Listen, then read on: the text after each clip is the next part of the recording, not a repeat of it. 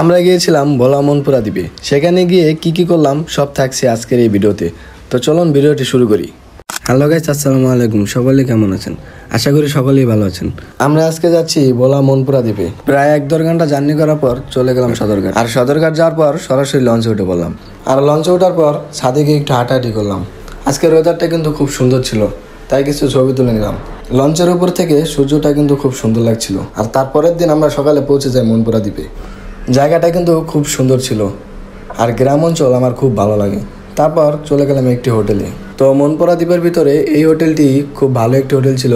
তারপর আমরা এই হোটেলে একটা রুম নিয়ে নিই। তো এই হচ্ছে রুম যেটা আমরা নিয়েছি। তারপর সবাই একটু ফ্রেশ হয়ে নিলাম। তারপর দুপুরবেলা চলে গেলাম খাবারে একটি হোটেল খুঁজতে। অনেক খোঁজাখুঁজি করার পর একটি হোটেল পেয়ে তারপর আমরা হোটেলের ভিতরে চলে যাই। এখানে আসলে সবসময় সবকিছু পাওয়া যায় না। যদি কেউ অন্য কোনো কিছু খেতে চায় তাহলে তাকে আগে থেকে অর্ডার দিয়ে রাখতে হয়। তারপর আমি ডিম দিয়ে ভাত খেয়ে নিলাম। আমরা এখানে যে কয়দিন ছিলাম প্রতিদিন তাদের এখানে খাওয়া দাওয়া করেছি।